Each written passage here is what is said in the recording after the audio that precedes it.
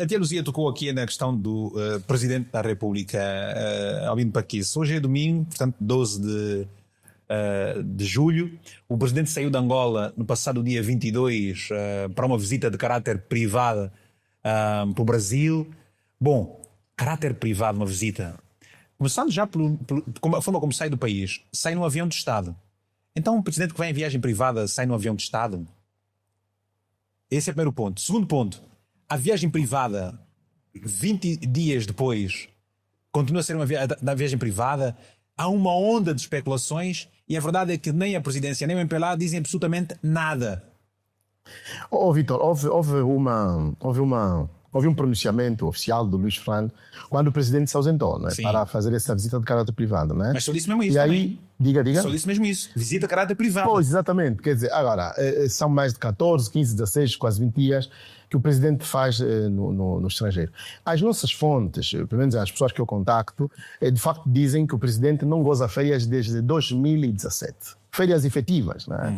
Bem, não sei se... Porque o presidente sai demais. O presidente, aliás, o Novo Jornal fez as contas da viagem do presidente. No mundo. Fez 100 e tal viagens. 100 e tal viagens, 120 e tal viagens, com muitas ajudas de custo, muitos gastos. Mas, Albino, diz-me uma coisa. O presidente, quando saiu pela primeira vez de férias...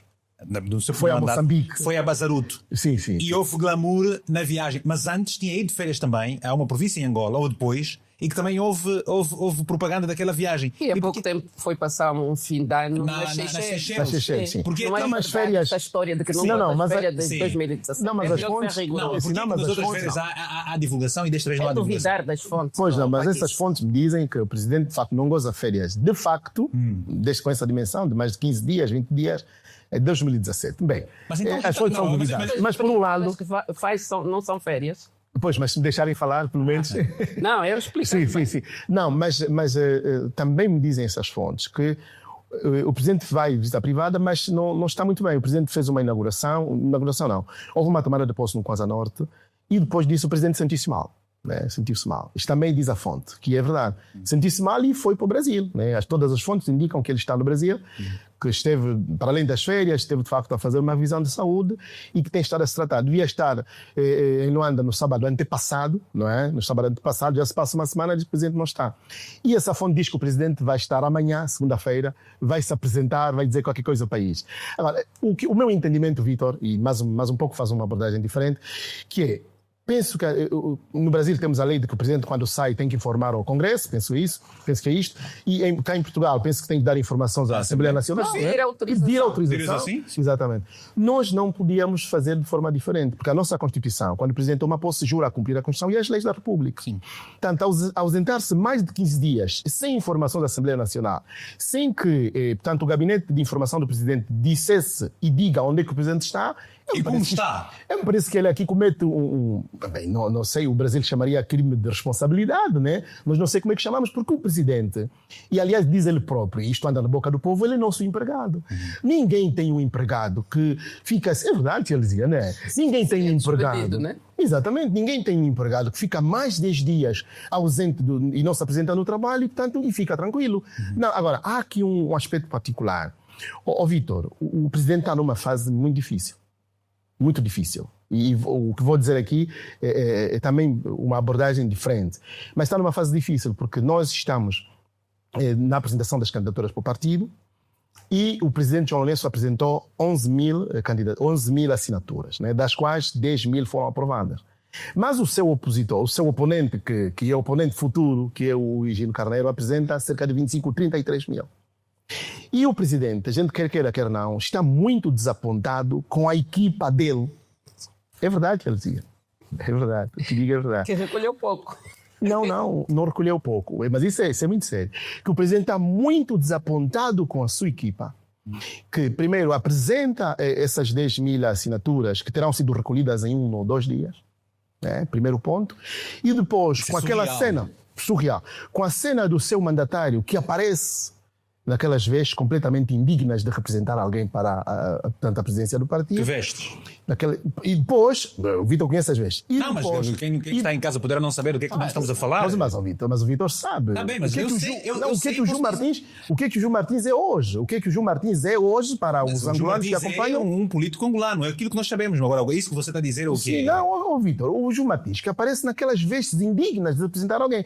Vítor, qualquer pessoa diz, com o mínimo. mas você- Não, mas- Ademir, qual São problema? vídeos que representam Pronto, escândalos obrigado. sexuais Obrigado. envolvendo Obrigado. É só o isso, Gil isso Martins. que você tem que dizer. Pois, está bem, mas é isso que eu não queria dizer. Aquele dia, muito obrigado. Eu muito bem, eu agradeço. Não, Sem não, as mas. palavras normais. Sim, mas o presidente está de facto numa situação e quer se queira ou não, as fontes muito próximas dizem que ele de facto Sentiu-se mal. Ele sente-se mal com isso, quer dizer, ter alguém que o representa, que para todos os títulos é indigno de o representar. Primeiro ponto. Depois há a subcomissão de candidaturas. Não destituiu, se é indigno, seria destituído. Sim, Não foi destituído. Não negou. O Ju- Pois, mas aí Martins te dizia, destituí-lo imediatamente era dar razão àqueles que se opõem ao presidente internamente, Mas que qual é o efetivamente problema? não. Mas deixa-me só terminar essa abordagem, que é rápido. E a subcomissão de candidaturas que assume o presidente João Lourenço como o single candidato, como o único candidato, numa altura em que os outros deviam apresentar. Há um processo montado, tanto por uma parte de pessoas que estão muito próximas do presidente, e ele, de facto, está desapontado. E mesmo, portanto, o facto dele se ter sentido mal depois da Lunda Norte deriva muito daquilo que é o ambiente... É Kwanza Norte, desculpa, é Kwanza Norte. Do ambiente que o rodeia. Agora, a verdade é que o que se diz é que o presidente vai se apresentar, hoje é domingo, e a partir da manhã, portanto, vai estar disponível para dizer algumas coisas, mas pronto, é isso tudo o que eu conto, naturalmente, à volta daquilo que são as fontes, que as fontes me dizem, né? Mas não devia ter desaparecido tanto tempo. Não, isso não devia. Tia Luzia, esse cenário que nós estamos a viver em Angola é um cenário normal onde há ditadura, como é que se diz? Autocracias e ditaduras, não é? Regimes totalitários. Tia Luzia, qual é o seu ponto de vista Olha, sobre essa questão? Isso não levanta Isso a mim me fragiliza a sociedade. levanta duas questões. A primeira não me surpreende, porque eu tenho 64 anos, fiz parte do processo da proclamação da independência de Angola. E eu não me lembro, tirando aqueles anos curtos de Agostinho Neto, mas eram muito curtos, também já não dá para falar. Eu não me lembro, por exemplo, no tempo do Zé Eduardo dos Santos, alguma vez eu ter ouvido falar oficialmente que Zé Eduardo dos Santos estava doente. E lembro-me de uma vez do falecido genro dele, o Sindica do Colo, os rumores sobre a doença de Zé Eduardo dos Santos. Ele até tinha ficado 45 dias em Barcelona, numa altura que coincidia com o 11 de novembro. E os rumores espalhavam-se pelo mundo e o Sindica foi entrevistado por um jornalista português sobre a doença ou eventual doença de Zé Eduardo dos Santos. E o Sindica respondeu: lembra como fosse, o meu sogro não tem nenhum problema de saúde tirando dentes. Bom, ok, depois o sogro morreu de doença, né? Ou seja, o que eu quero dizer, é normal as ditaduras esconderem a parte fraca do ditador. Porque a doença é um momento de fragilidade. Exatamente, esconderem a parte fraca. É símbolo de fragilidade. E é símbolo também de uma outra coisa, envelhecimento. Porque a partir dos jovens, grosso modo, tirando aquelas doenças hereditárias, crônicas e não sei o que, são saudáveis.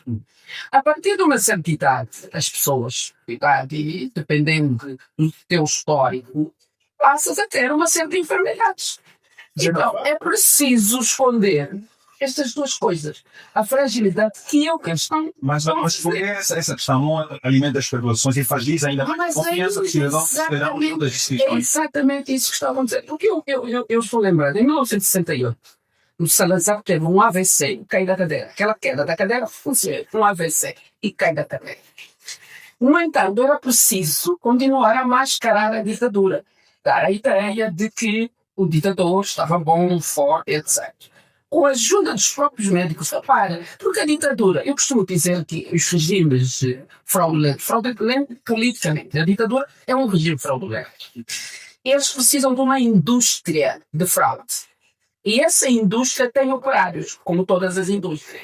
E esses operários são diversos. Neste caso, que eu estou a contar do Salazar, até os médicos acabaram de se constituir como operários dessa fraude gigantesca que é a ditadura, nesse caso, salazarista. Os médicos colaboraram com o Caetano, o Marcelo Caetano, que está a dirigir efetivamente, e os outros políticos portugueses, no sentido de simular audiências, encontros do ditador Salazar com uma série de entidades. Então faziam isso e, como vivia-se no tempo da censura, como nós temos censura em Angola, os mídias não podiam publicar nada, por exemplo, que tivesse sido feito pelo Caetano, para não se perceber que efetivamente o poder já tinha mudado de mãos. Ou seja, nós podemos estar perante uma coisa dessa. E Caetano morreu no Brasil, né? Depois, quando foi o 25 de Abril, Marcelo Caetano fugiu para o Brasil, foi lá. Fugiu, não. Os novos poderes deixaram-o sair para ir viver no Brasil e fizeram muito bem. Nós podemos estar perante um cenário parecido. Mas o contexto e o facto são diferentes. O facto é mais ou menos igual, o contexto é que é diferente. O contexto é diferente. Tem redes sociais. Exatamente. Né? O Salazar teve azar desse ponto de vista, não tinha redes sociais. Nós temos hoje uma juventude muito mais exigente do que era resultado da existência dessa era da comunicação e da informação. Eles não conseguem controlar. Exatamente. E ainda bem, sabe? Sim, controlam a rádio, controlam. E depois usam umas figuras que me faz lembrar aquele ministro da informação do Iraque, que é um bocadinho o papel que vai, o presidente vai viajar e visita privada para o Brasil. Quer dizer, a pessoa não vai para o Brasil, só vai para um sítio do Brasil. O Brasil é um continente. Claro, né? Eu não posso dizer vou para a África, as pessoas vão me perguntar, estás na Mauritânia, estás no Lesotho, estás no Burkina, estás na África do Sul. Mas é gelosia. E um chefe de Estado, agora, a questão dele usar o avião, sim, faz parte das regalias a que ele tem direito como chefe de Estado. O que não faz parte é ele, em viagem privada, levar todo o gabinete. Sim, não. E visita privada é o quê? Não é nada. Se eu vou visitar um museu, eu vou em visita privada. E se eu vou em visita privada, eu, chefe de Estado, a primeira informação que eu tenho que dar, porque o tal direito à informação é quando é que eu vou. Quem tem vida privada não ocupa lugar de responsabilidade pública o mais alto caso. Ou seja, não vou ter a minha vida privada ou a vida privada do Paquistão. Com os devidos limites, a vida privada do Presidente da República tem interesse público, claramente. Mas eu pergunto, qual é o impacto que esta ausência prolongada do Presidente da República do país pode ter com o silêncio absoluto da imprensa, do partido, da presidência? Isso pode gerar também instabilidade política, confiança nos mercados internacionais e na imagem do próprio país quando está vivo. Pois não, mas Cada um faz a especulação de si. Sim, ainda bem, mas nós não sabemos. Mas agora não sabemos essa fonte da presidência. não nos dizem que se faça, não somos dizem que se faça, somos livres de não, sim, somos livres. Não, mas aqui, eu acho que o Vitor faz aqui uma questão. Não, o presidente está vivo e naturalmente. Agora, mas sem haver essa confusão, e aqui estou para dizer, tem havido essa confusão em proteger o presidente do partido, alguém pertence a uma família e dizer que mas aqui estou para aqui aludir, ou seja, a partir do momento em que ela assume a presidência da República, a sua vida não é tão privada. Aí assuntos se falam no Brasil, quando ela está doente, isso todo mundo sabe. Quando o Papa está doente, todo mundo sabe. Aqui em Portugal, Marcelo Rebelo só foi para do Porto, todo mundo sabe. Mas aqui, pois, temos que dar uma questão política, nós também fazemos análise. O Vaticano é mais democrático que Angola. Tem mais democracia no Vaticano do que em Angola. Aí há mais hierarquia. Mas